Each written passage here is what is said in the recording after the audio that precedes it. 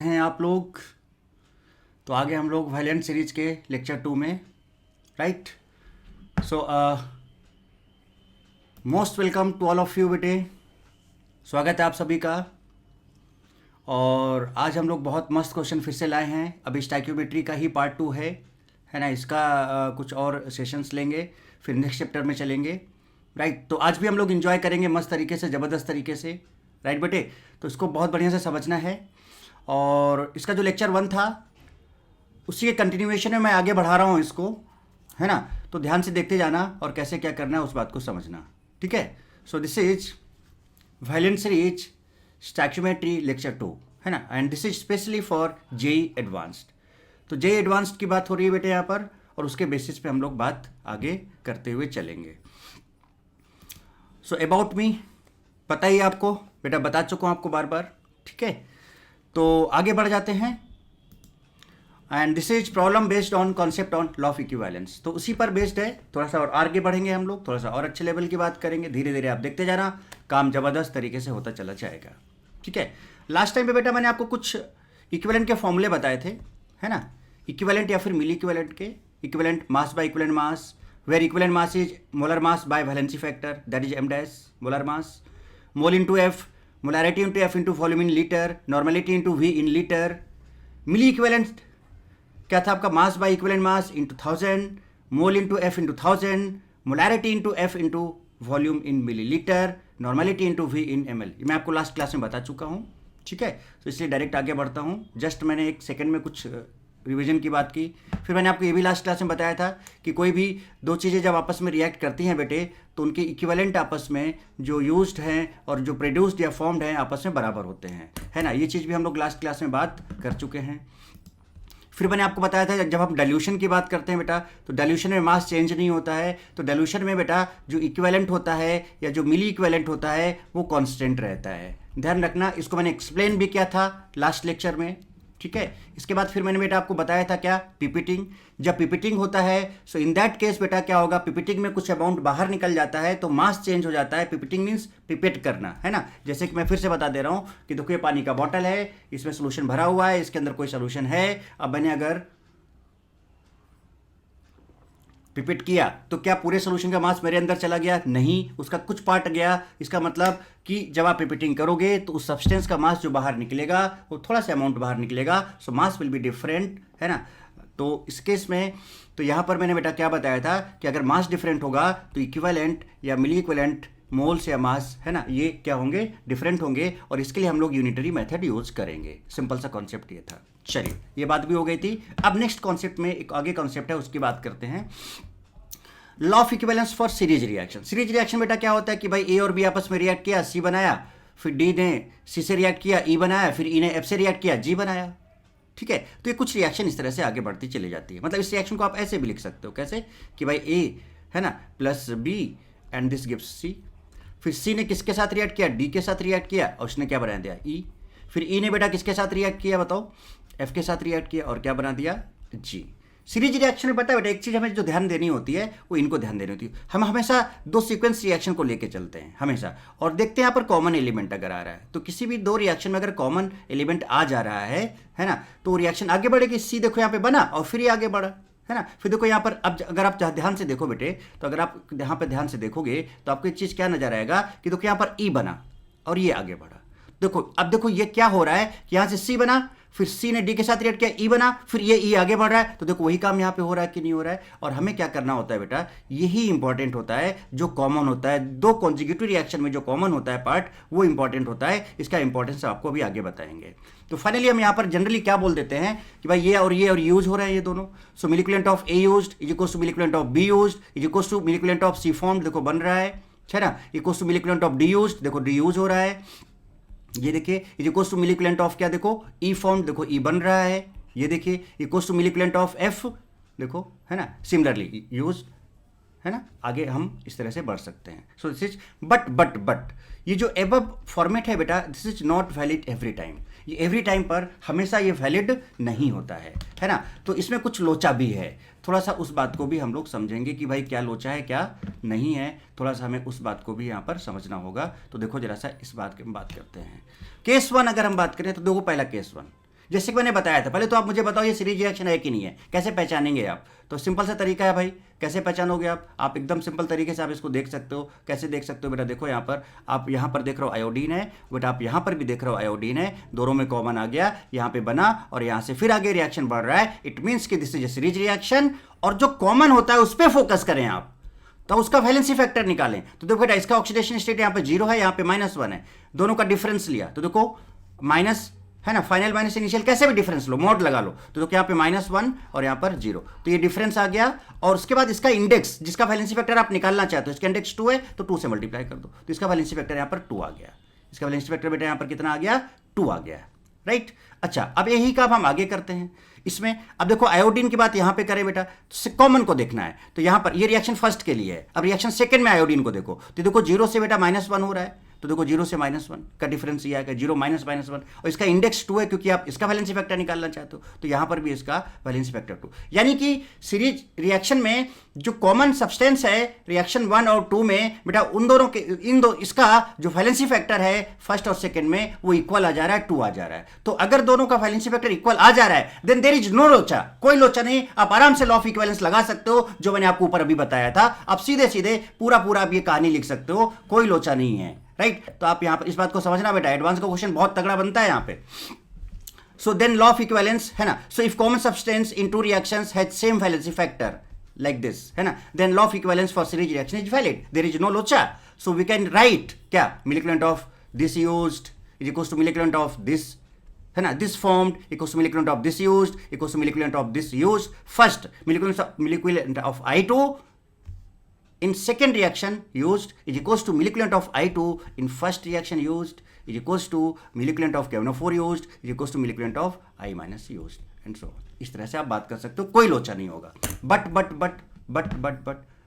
अब दूसरा केस क्या हो सकता है, आप खुद सोचो कि मैंने क्या बताया भाई कि जो कॉमन सब्सटेंस है, अगर दोनों केसेस में दोनों का वैलेंसी फैक्टर सेम आ जा रहा है, then you can use direct law of milli equivalence for series reaction. तो बेटा आप दूसरा केस क्या हो सकता है यहाँ पे, दूसरा केस यहाँ पर क्या हो सकता है, दूसरा केस यहाँ पर देखो ये हो सकता है कि भाई हमने ये रिएक्शन लिया, अब अगर सपोज यहाँ पर जो कॉमन एलिमेंट ये है, देखो यहाँ पर डी है बेटा, यहाँ पर डी है, हमने इसका वैलेंसी फैक्टर निकाला, let suppose for example valency factor of D in reaction first is 2 and here valency factor of D in reaction 2 is suppose 3, something different, तो क्या अलग आ गया, नॉट इक्वल आ गया। और अगर इक्वल नहीं आया तो बेटा हम यहां पर molecular of first molecular of D in reaction 1 is equals to molecular of D in reaction 2 equal नहीं होगा, then we cannot say that this will be equal है ना, it means molecular of D first will not be equals to molecular of D in reaction second, right। तो ये लोचा आएगा, तो यहां पर आपको बी केयरफुल, यहां पर आपको क्या रहना है,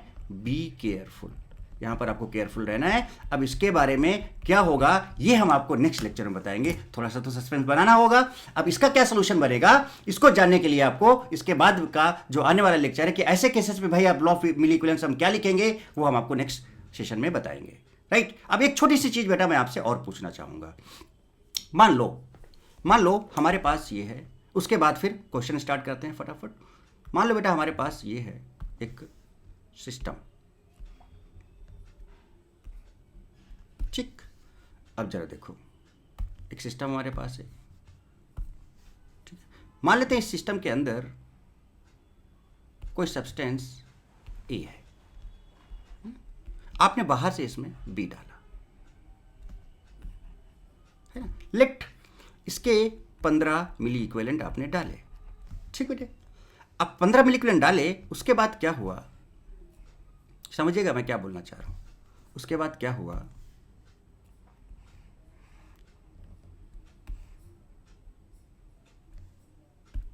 है ना, जरा देखिएगा ध्यान से। उसके बाद क्या हुआ कि बेटा यहां पर जो है ना, यहां पर जो है ना बेटे, ये बी जो है, सपोज इसका 7 milli equivalent of B left, B बच गया, ठीक।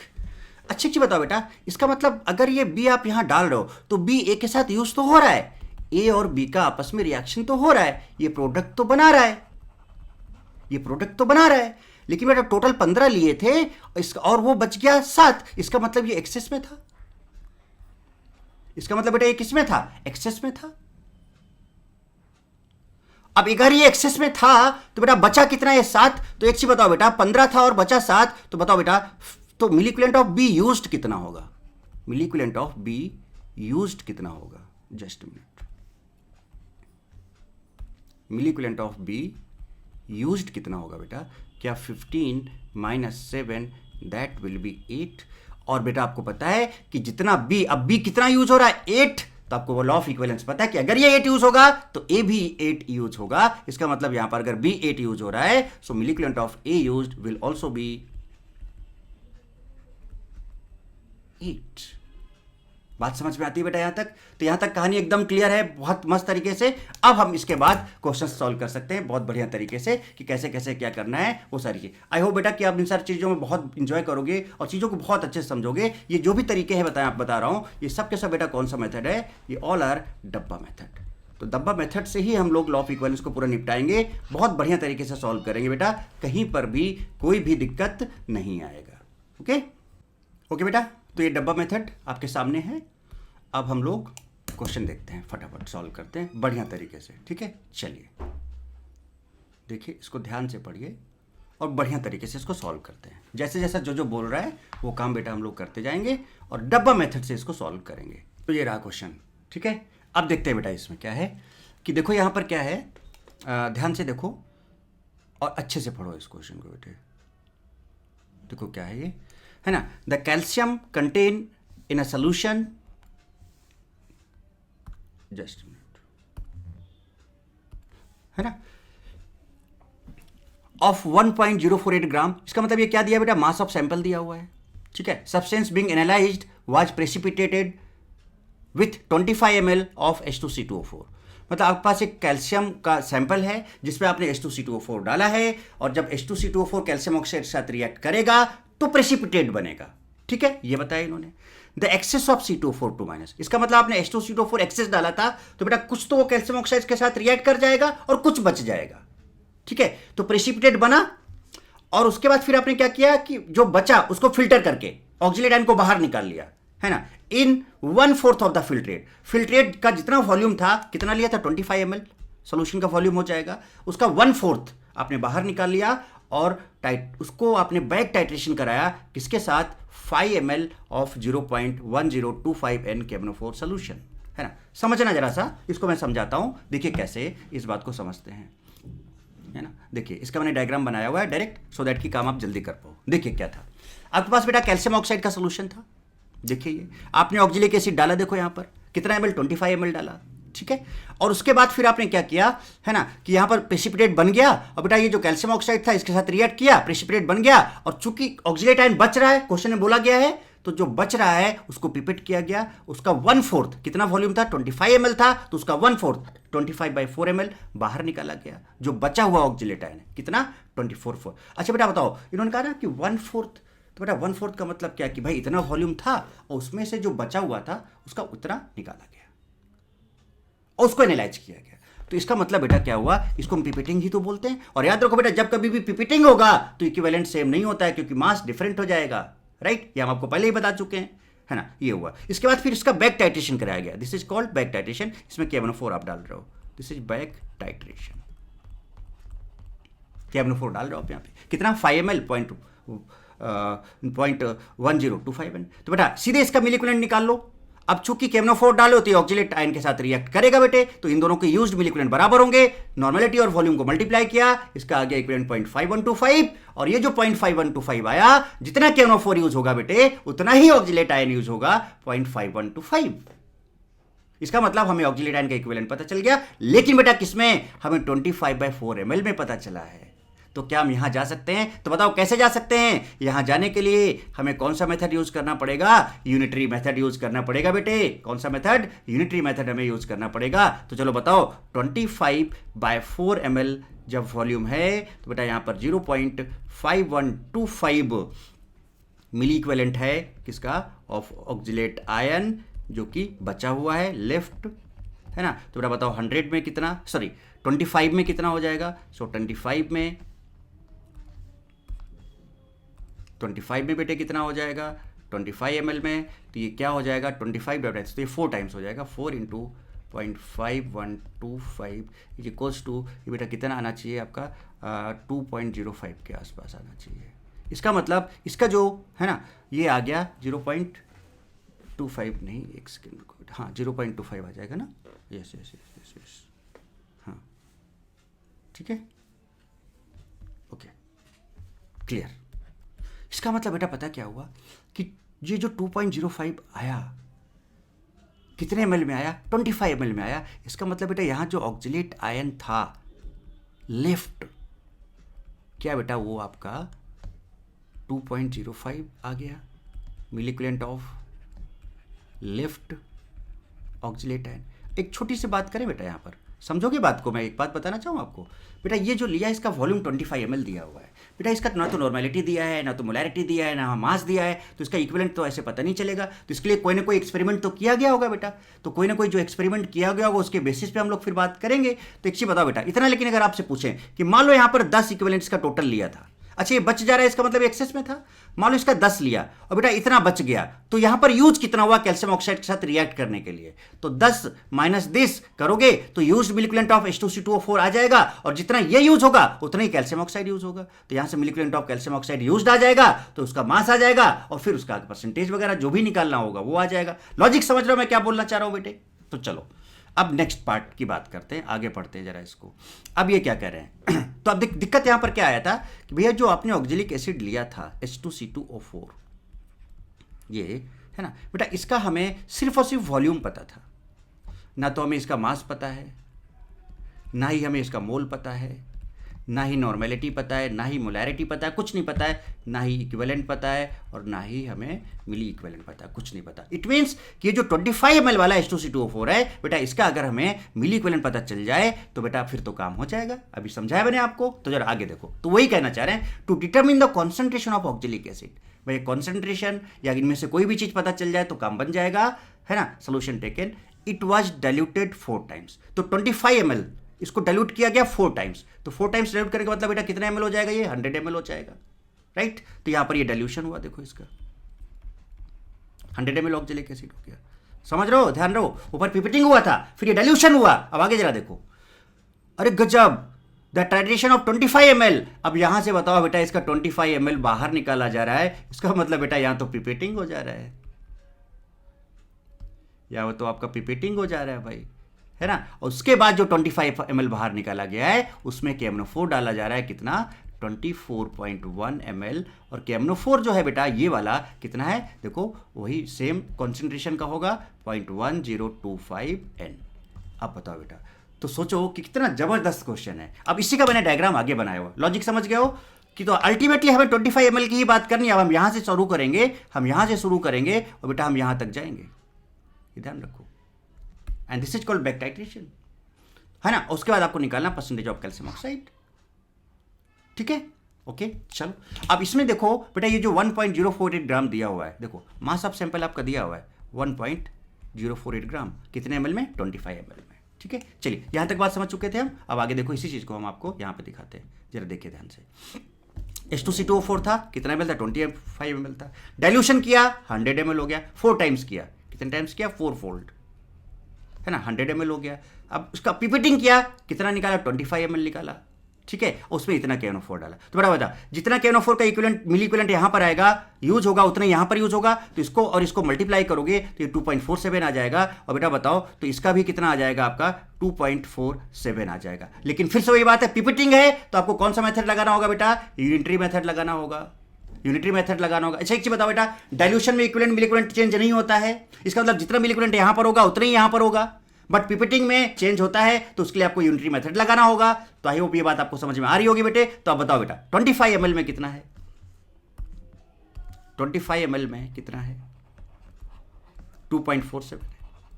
तो बता दो आपको कितने में चाहिए, 100 में चाहिए, तो 100 इंटू दिस, इसका मतलब इसका 4 टाइम्स हो जाएगा नहीं, हाँ 4 into 2.47, and that will be equals to 2, है ना। इसको मल्टीप्लाई करेंगे बेटा तो ये कुछ 9.88 समथिंग आ जाएगा, इतना मिली इक्विवेलेंट ऑफ ऑक्जेलिक एसिड। कितने ml? तो इसका मतलब यहां पर जो मिलीक्वेलेंट आ गया वो 9.88 आ गया 100 ml में। अच्छा कि बताओ, ये डाइल्यूशन है बेटा, तो मिलीक्वेलेंट तो चेंज होगा नहीं। इसका मतलब अगर यहां पर 9.88 है तो यहां पर भी कितना होगा, 9.88 मिलीक्वेलेंट हो तो गया भाई काम। तो ये बेटा बताओ, जो आपने 25 ml H2C2O4 लिया था, क्या उसका मिलीक्वेलेंट आपको पता चल गया? That is 9.88। तो बेटा बताओ, क्या आपको नहीं लग रहा क्वेश्चन सॉल्व हो गया? खत्म कहानी। कैसे, जरा देखिए अब जनाब, ये हुई ना बात जब बात। वापस चलते हैं क्वेश्चन में, जरा देखो बेटा इसमें। अब जरा देखो यहाँ पर, अगर हम बात करें यहाँ पर तो जरा देखो ध्यान से। अब यहीं पे हम सॉल्व कर लेंगे इसको। इसका कितना आ गया बेटा टोटल? यही इसी की बात तो कर रहे थे। ये 9.88 आ गया कि नहीं आ गया?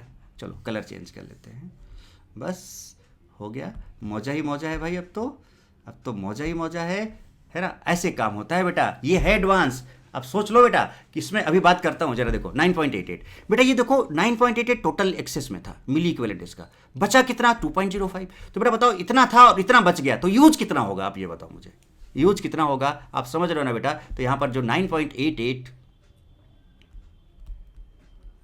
माइनस 2.05 करोगे ना बेटे, तो यहाँ से आपका सम 7.831 के आसपास आ जाएगा, है ना? मिली equivalent of H2C2O4 used.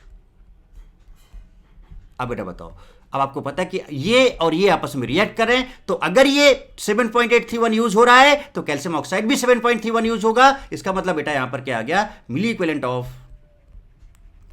Calcium oxide used will be equals to how much? 7.831। बेटा कैल्शियम ऑक्साइड है ना? और जब कैल्शियम ऑक्साइड ऑक्जेलिक एसिड के साथ रिएक्ट करेगा तो बेटा ये नॉन रिडॉक्स रिएक्शन होगा, कैल्शियम ऑक्जेलेट बना लेगा C2O4 और प्लस सम पानी वगैरह निकल जाएगा। ठीक है, तो बेटा बताओ, अब ये चेक करोगे तो किसी का भी ऑक्सीडेशन नंबर चेंज नहीं हो रहा है। This will B non redox reaction. अगर नॉन रिडॉक्स है तो बेटा यहां पर ये जो कैल्शियम ऑक्साइड, इसका वैलेंसी फैक्टर कैसे निकालेंगे? टोटल कैटायनिक और टोटल एनायनिक, सॉल्ट की तरह जैसे हम लोग निकालते हैं। तो इसमें +2, इसमें -2, इसका जो वैलेंसी फैक्टर होगा दैट विल बी 2। अब बताओ बेटा, इसका मास आ सकता है कि नहीं आ सकता है? अब आप इसका मास निकाल सकते हो कि नहीं निकाल सकते हो? चलो तो फटाफट एक काम कर लेते हैं, इसका मास निकालना है। तो मास निकालने के लिए सीधे सीधे बेटा बताओ, यहाँ से अगर हम बात करें तो यहाँ से जरा देखो क्या होने वाला है। मास of calcium oxide less W, और बेटा इसका जो मोलर मास होता है, याद है ना, मास बाय इक्विवेलेंट मास, और इक्विवेलेंट मास क्या होता था? m'/f, है ना? इसको मैं एक बार ऐसे लिख दूं यहाँ पर, mass of calcium oxide by m'/f into 1000 is equals to 7.831। तो यहाँ से मास और इक्विवेलेंट मास का कितना आएगा? कैल्शियम ऑक्साइड का 56 आएगा, वैलेंसी फैक्टर इसका 2 है, इंटू 1000 करेंगे बेटे यहाँ से, इज इक्वल्स टू कितना होगा? 7.831। और यहाँ से आप मास ऑफ कैल्शियम ऑक्साइड निकालोगे तो जो मास ऑफ कैल्शियम ऑक्साइड आपका आएगा बेटा, वो कुछ जो भी है यहाँ से आप देख सकते हो। This will be how much? This will be I think 28 ना, 28, यस 28। तो मास निकालना है तो 7.831 इंटू 28 डिवाइडेड बाय 1000। सही है क्या बेटे बताओ? सही है। This is mass of calcium oxide. अब बेटा काम हो गया। अब आपको निकालना परसेंटेज ऑफ कैल्शियम ऑक्साइड। तो परसेंटेज ऑफ कैल्शियम ऑक्साइड क्या होगा बेटा? मास of calcium oxide divided by mass of sample. अब सैंपल का मास कितना था चेक कर लो, यहां से देखो आपका 1.048 था, सो दिस इज 1.048 इंटू 100। अब ये वाला वैल्यू आप यहाँ पे उठा के पुट कर दो बेटे, तो ये आ जाएगा कितना? 7.831 इंटू 28 डिवाइडेड बाय 1.048, राइट बेटे, और इंटू, है ना, 1000 भी है नीचे बेटे, और इंटू 100। देखो कुछ ये है ना, इसको सिंप्लीफाई करेंगे बेटा तो ये 20.99% आ जाएगा। This will be the answer. I hope बेटा कि आपको लॉजिक समझ में आ गया होगा। अब यहाँ पर बेटा पता है सबसे इंपॉर्टेंट चीज़ क्या थी? एक चीज़ ये थी कि जब हमने इस क्वेश्चन को सॉल्व किया बेटा, तो ये क्वेश्चन एडवांस में तो कितना बढ़िया है। इसमें हमने क्या किया? डाइल्यूशन का कॉन्सेप्ट यूज़ किया। इसमें हमने क्या किया बेटा? पिपेटिंग का कॉन्सेप्ट यूज़ किया।